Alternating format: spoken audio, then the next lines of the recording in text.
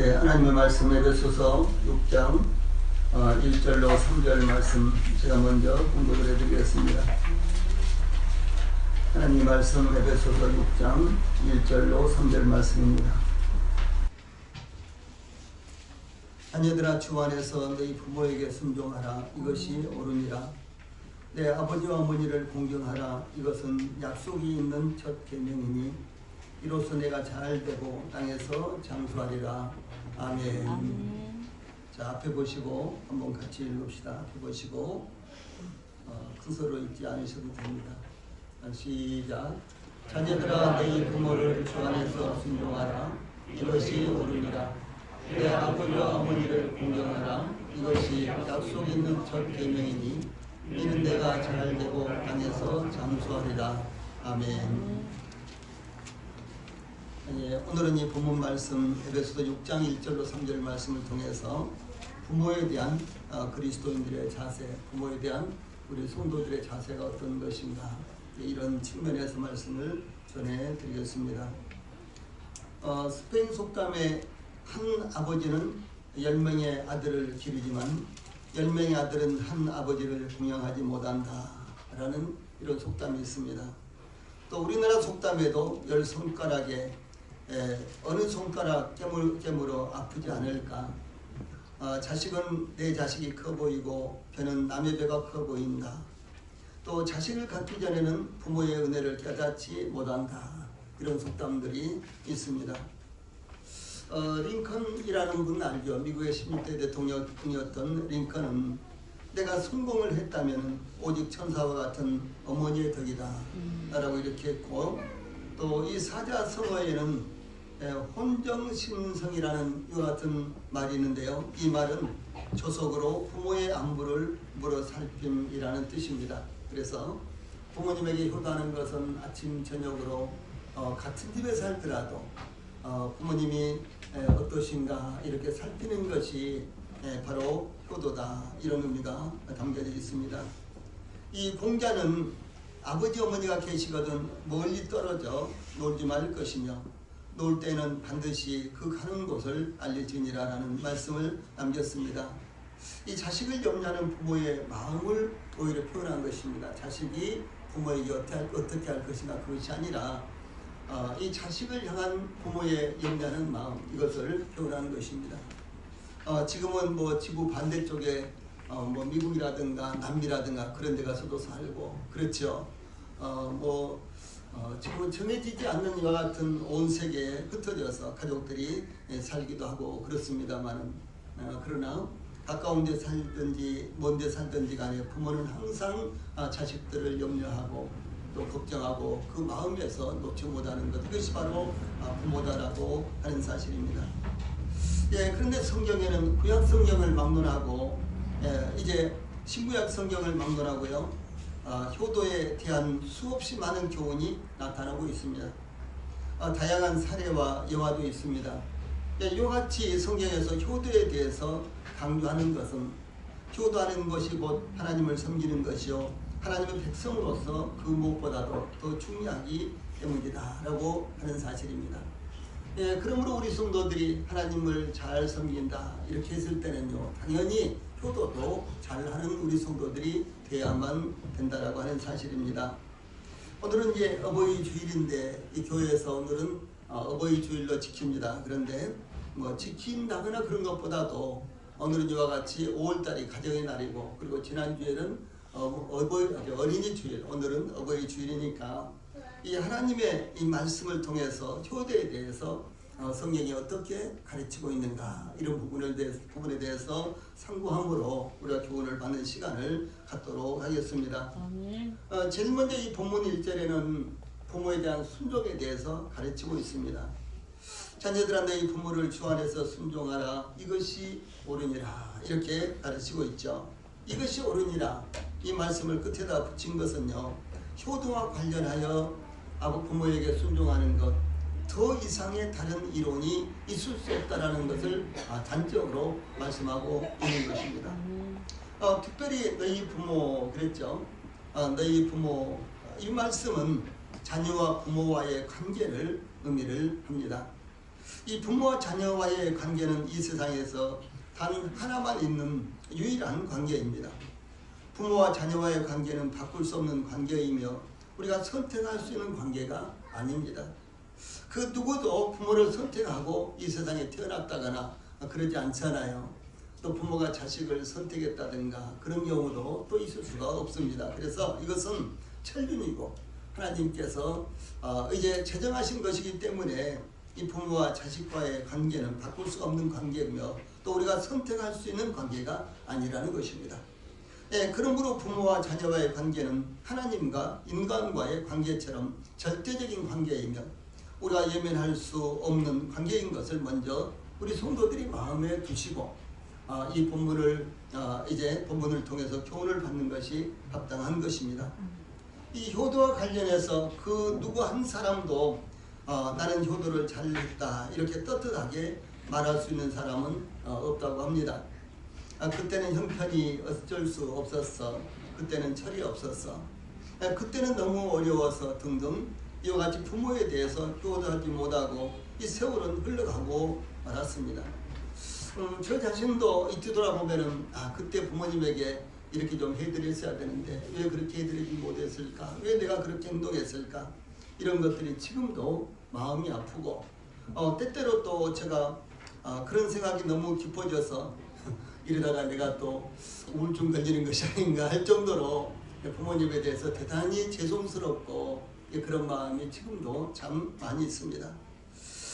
그러므로 이 풍수지탄이라는 이런 말이 있는데요. 이 말은 아래 말씀이죠. 이 말은 이 효도하고자 할 때에 이미 부모는 돌아가셔서 효행을 다하지 못하는 슬픔, 뼈 같은 것들을 이렇게 표현합니다. 다시 말해서 내가 좀 철이 들어서 이제는 좀 그 전에 부모님을 섬기지 못했던 것, 효도하지 못했던 것을 뉘우치고 이제는 효도를 좀 해야 되겠다 이렇게 생각할 때 이미 부모님은 세상을 떠나시고 계시지 않는다라고 하는 사실을 이렇게 표현을 하고 있는 것입니다. 이 특별히 오늘날 세상은 이 나이든 이들이 젊은이들의 세계를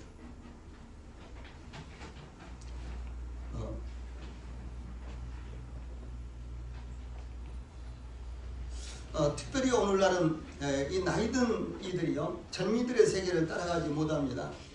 젊은이들의 세계를 움직이고 있으며 시대를 움직이고 있습니다.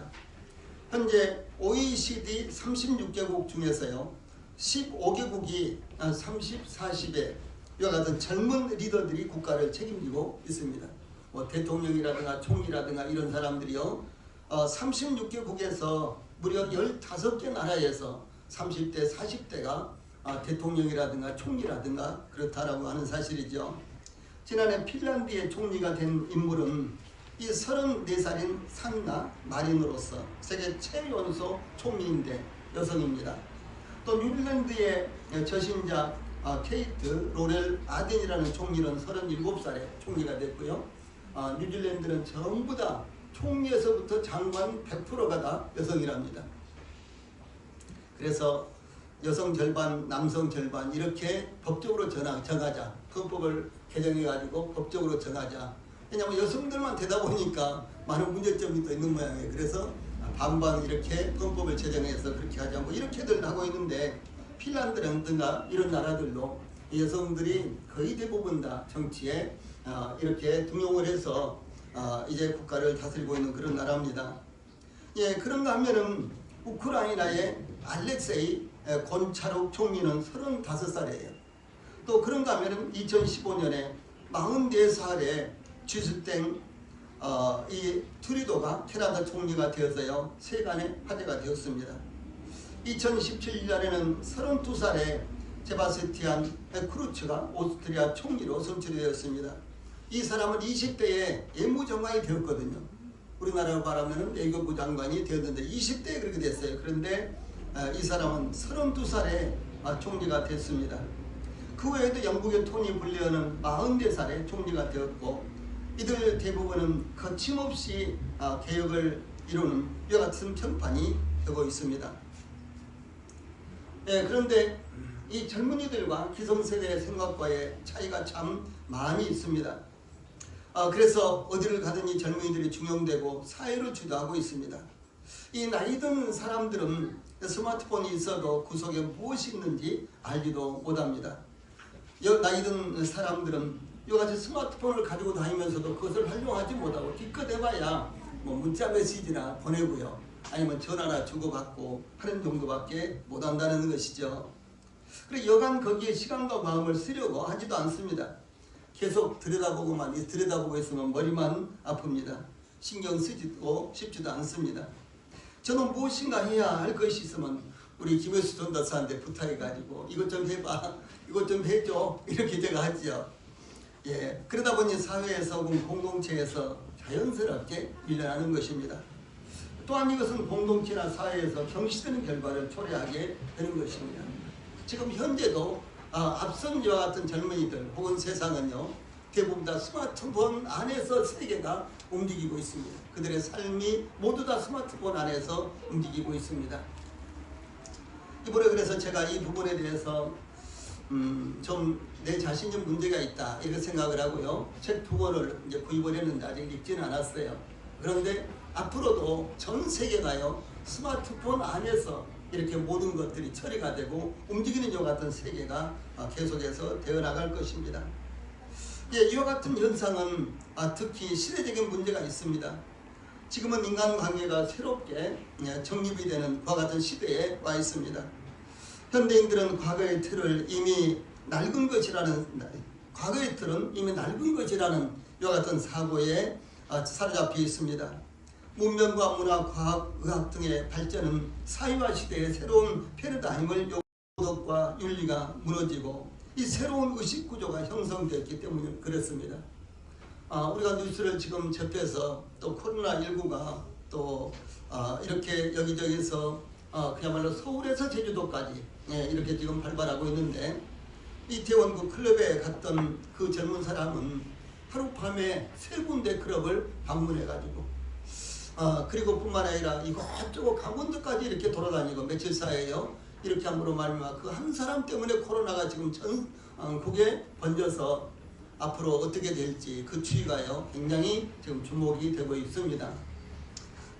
이제 과거에 신천지 31번 환자처럼 만약에 그런 일이 또 발생한다면 우리는 또 다시 학교도 개학하려고 계획을 세우고, 그 다음에 회사도 또 좀 정상적으로 하고 교회도 좀 그렇게 하고 이렇게 하려고 했는데, 이 모든 계획들이 순식간에 무산이 되어서 또다시 우리는 한 과정을 또 겪어야 되는 그런 그야말로 고통을 겪게 될 것입니다. 이와 같이 우리는 내일에 무슨 일이 일어날지, 그리고 오늘 하루에 어떤 일이 일어날지 전혀 알지 못하는 정도가 아니라 문명과 이 문화의 발전과 발달은 우리의 상상을 초월할 정도로 빨리 앞으로 나가고 있는 것입니다. 그래서 이 도덕과 윤리가 무너지고 새로운 의식구조가 형성이 되어가고 있습니다. 그러므로 이와 같은 시대적인 상황을 우리가 무시할 수가 없다라고 하는 것입니다. 그러므로 성경은 증거하기를 자녀들아 너희 부모를 주 안에서 순종하라, 이것이 옳으니라 라고 가르치고 있습니다. 물론 성경 시대의 문화는 오늘날 문화와는 엄청난 차이가 있죠. 그러나 성경의 가르침은 만고불변의 진리라는 것을 우리 성도들이 잊지 않기를 바랍니다. 시대가 떨어졌어, 지금은 그런 시대가 아니야, 이렇게 성경을 대입할 수가 없다는 사실이죠. 성경은 어느 시대를 막론하고, 다시 말해서 예수님 당시나 예수님보다도 저 1000년이나 2000년 전에 다윗이라든가 혹은 아브라함 시대도 동일하게 적용됐던 그런 원리인가 하면은 오늘날까지도 그대로 적용될 수 있는 이와 같은 원리가 된다라고 하는 사실입니다. 그래서 이와 같이 성경의 가르침은 어느 시대를 막론하고 불변의 원리를 제공하고 있기 때문에 성경의 말씀에 귀를 기울여야 됩니다. 예, 그러면 부모에게 이 순종해야 할 것이 무엇일까요? 자녀들은 부모들에 대해서 주 안에서 순종하라 이렇게 가르치고 있습니다. 그런데 이 순종의 범위가 주 안에서라는 뜻을 우리는 기억해야 되는 것입니다. 즉 무조건적인 순종이 아니라 하나님께서 가르치신 범위 안에서 순종하라 라고 하는 것입니다. 우리 성도들이 자녀들에게 무조건적으로 모든 것을 요구해서도 안 됩니다. 우리 자녀들이 주 안에서 순종할 수 있도록 하나님 말씀 가운데서 정당하게 자녀들에게 요구하고 이렇게 해야 되는 것입니다. 그리고 자녀들도 여러 가지 주 안에서 순종을 해야 되는 것입니다. 다음에 2절 전반부에서는 이 부모에 대한 공경에 대해서 말씀하고 있습니다.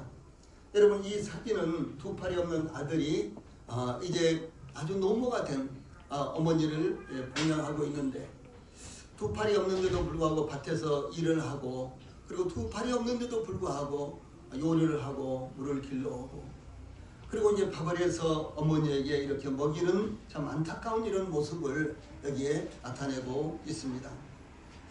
그래서 이 2절 전반부에서는 이제 부모에 대한 공경에 대해서 가르치고 있습니다.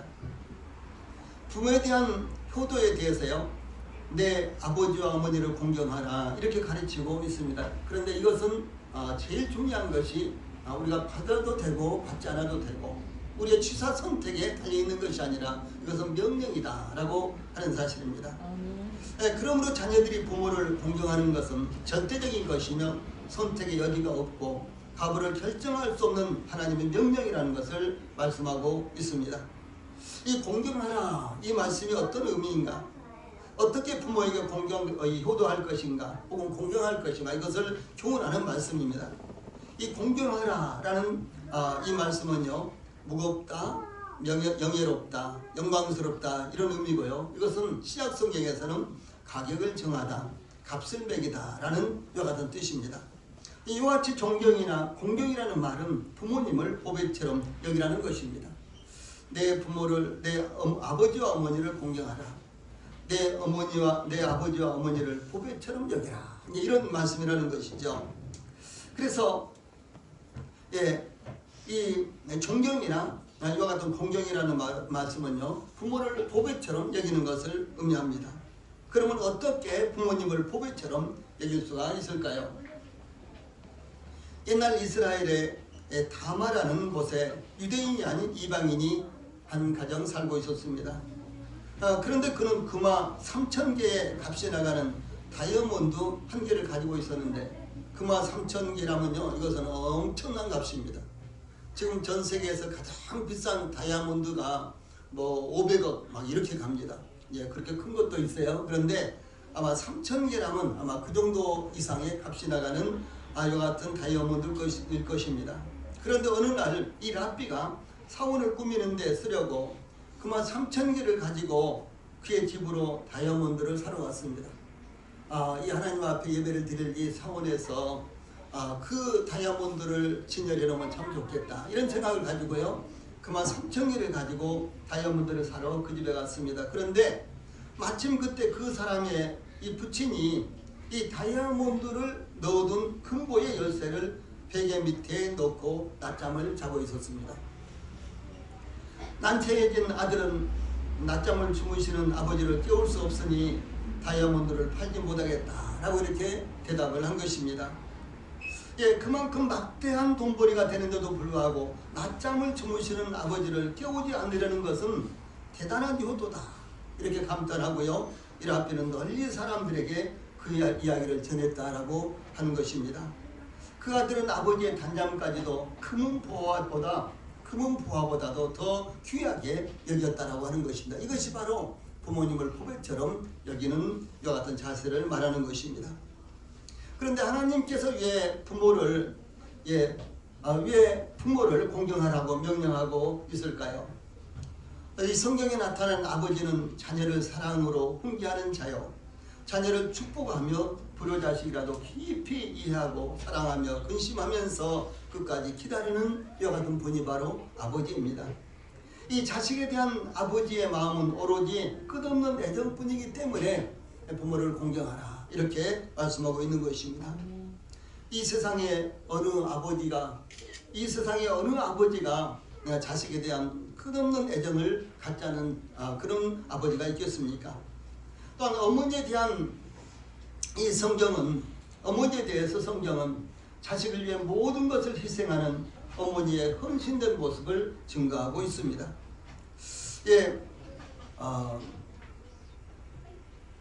모세 뒤에는 왕의 명령도 무서워 아니하는 믿음의 어머니 요게벳이 있었고요. 또 사무엘 뒤에는 오랫도록 성전에서 통곡하며 눈물로 기도한 어머니 한나가 있었습니다. 세례요한 뒤에는 주의 모든 계명과 규례대로 하나님을 기다리며 믿음으로 살았던 엘리사벳이 있었고, 예수님에게는 목숨을 걸고 오직 믿음으로 순종한 처녀 마리아가 있었습니다. 당시 처녀가 잉태한다는 것은 돌에 맞아 죽을 수밖에 없는 상황을 만든 것입니다. 또한 눈물로 섬긴 거짓 없는 믿음의 사람 디모데에게는 어머니 유니게와 애조모 로이스가 있었다라고 성경은 이렇게 가르치고 있습니다. 예, 그러므로 자녀들은 부모를 공경을 해야 되는 것입니다. 성경에서 야곱의 경우를 보면 아버지 이삭은 믿음의 사람이었을지라도 조금은 우둔한 성품의 사람이었습니다. 그러므로 야곱은 형 에사가 배고파하는 틈을 이용해서 장자의 권한을 팥죽으로 바꿨고, 또 아버지가 나이로 인해서 눈이 멀자 아버지를 돕기는커녕 아버지를 속이고 에사에게 돌아갈 장자의 축복을 가르쳤습니다. 또한 하란의 삶 전택에서는 20년 동안 살면서도 모든 지혜를 동원하여 자신의 재산을 늘린 이와 같은 모습을 볼 수가 있습니다. 그러나 이 야곱은 그의 12아들들을 끔찍하게 사랑한 모습이 나타나고 있습니다. 야곱의 12아들들은 흠이 참 많았습니다. 우리가 표현할 수 없는 갖가지 단점들과 제약들이 있었습니다. 우리의 자녀들도 그렇죠. 또 저희들도 마찬가지로 많은 단점과 약점을 가지고 성장할 때 그렇게 살아왔습니다. 특히 야곱의 아들들은 12번째인 요셉을 공모하여 주기로 하다가 이집트의 이스마엘 상인들에게 은 20을 받고 노예로 팔아버렸죠. 예, 그야말로 형제를 돈을 받고 노예로 팔아버리는 이런 악한 형제들, 이것이 바로 야곱의 아들들의 모습이었습니다. 야곱은 요셉이 찢겨 죽었다는 말을 들었을 때 자기옷을 찢고 굵은 배로 허리를 묶고 오랫도록 그의 아들을 위하여 애통하니 그의 모든 자녀가 이러하되 그가 그 위로를 받지 아니하여 이르되 내가 슬퍼하며 수월로 내려가 아들에게로 가리라 하고 그의 아버지가 그를 위하여 울었더라. 야곱이 요셉을 위해서 울었더라. 이렇게 기록하고 있습니다. 야곱의 이 마음 가운데는 요셉이 죽었다는 이와 같은 소식을 듣자 나도 더 살 아무런 이유도 없다. 나는 지금 당장 죽어서 내 아들이 있는 곳에 가겠다라고 할 정도로 그 아들을 그리워하고 보고 싶어하고 그랬던 이 야곱의 모습을 볼 수가 있는 것입니다. 그러므로 이 야곱이 얼마나 여러 가지로 문제가 있는 자식들이었지만 그러나 이 자식들 그리고 그 자식들이 12명이나 되었잖아요. 아들만 해서. 그런데도 불구하고 이 야곱이 얼마나 그 아들들을 사랑했는지 아꼈는지 이런 모습이 여기 나타나고 있습니다.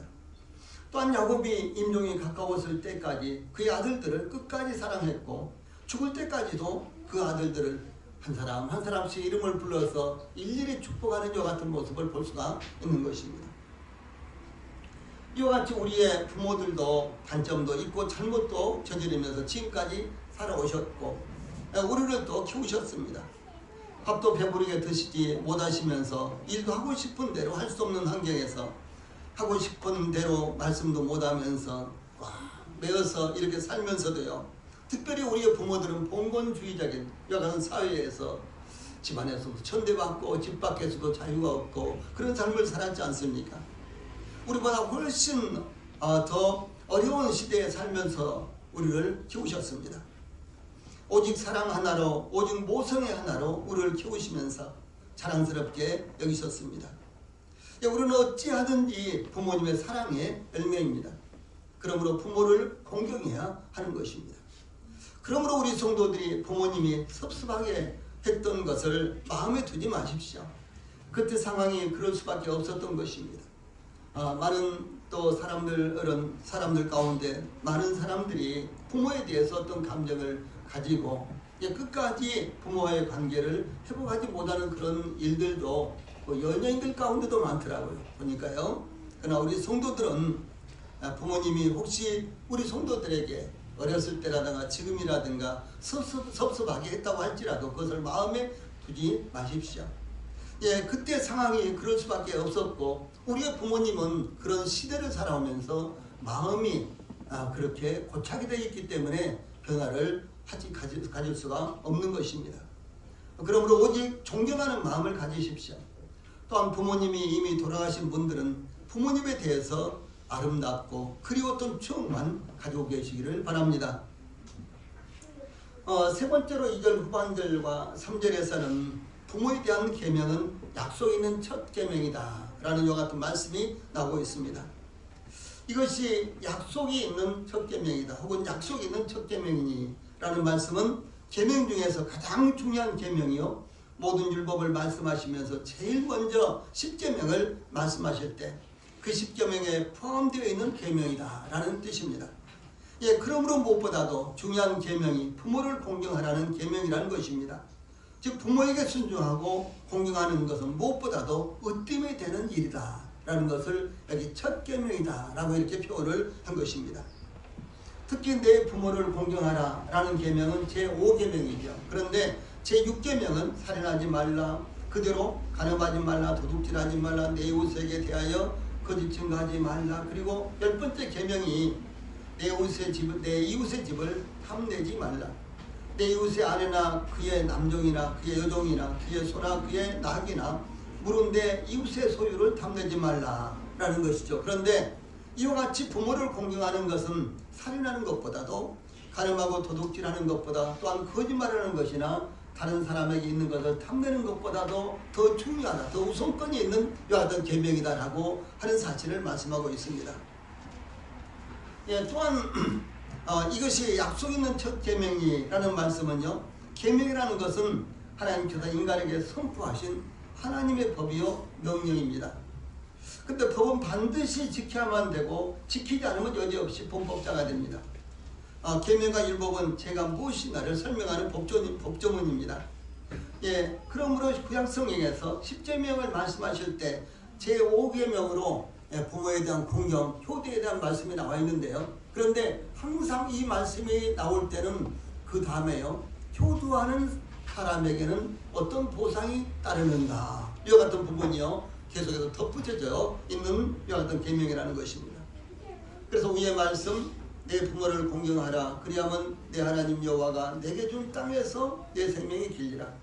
또 그 아래에 있는 말씀 신명기 5장 16절, 너는 내 하나님 여호와께서 명령한 대로 내 부모를 공경하라, 그리하면 내 하나님 여호와가 내게 준 땅에서 내 생명이 길고 복을 누리라, 이렇게 말씀하셨습니다. 이 부모님의 세대는 오늘날 20대나 30대의 세대와는 전혀 다릅니다. 그러므로 엄마 아빠는 몰라, 엄마 아빠는 뭐 알아들어, 이렇게 무시하지 말고요, 혹시 모르시면, 혹시 알지 못하면 자세히 설명을 해드리고 그리고 그것을 이해를 시켜서 이렇게 대화를 풀어나가야 된다라고 하는 것입니다. 알지도 못하면서 이렇게 무시하지 말고요, 그만큼 부모는요, 그런 말을 들을 때마다 부모는 굉장히 상처가 되는 것입니다. 그래서 그런 자세를 갖지 말고, 예, 부모는 나보다도, 이 부모는 나보다도 모르지만 그러나 나보다도 아는 것이 훨씬 많다라고 이렇게 생각을 하시고 항상 대화를 열어가시기 바랍니다. 그 다음에 또한 이것이 약속 있는 첫 계명이라는 말씀은요, 계명을 지켰을 때 보상이 약속된 첫 번째의 계명이다라는 뜻입니다. 부모에게 순종하고 공경하면 그 보상으로 이는 내가 잘되고 땅에서 장수하리라, 이렇게 약속을 하셨죠. 여기 이제 보면은 제 두 번째 계명이요, 파란 말씀 두 번째 계명이 너를 위하여 새긴 우상을 만들지 말고 또 이로 하늘에 있는 것이나 아래로 땅에 있는 것이나 땅 아래 물속에 있는 것에 어떤 형상도 만들지 말라. 그것들에게 절하지 말며 그것들을 섬기지 말라. 나 내 하나님 여호와는 질투하는 하나님인즉 나를 미워하는 자의 죄를 갚되 아버지로부터 아들에게로 3, 4대까지 이르게 하거니와 나를 사랑하고 내 계명을 지키는 자에게는 천대까지 은혜를 베푸느니라, 이렇게 기록되어 있습니다. 그 다음에 제3계명은 너는 내 하나님 여호와의 이름을 망령되게 부르지 말라.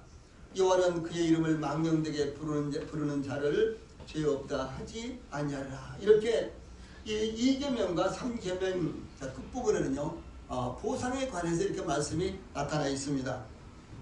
예, 그런데 비록 여기 보상이 이와 같이 언급되어 있다고 할지라도요, 그러나 온전한 축복의 약속은 제5계명인 부모에 대한 효도에 대해서 부모에게 순종하고 그리고 공경하라고 하는 이 말씀이 유일하게 보상이 약속되어 있는 계명이다. 이렇게 이제 말씀하고 있는 것입니다.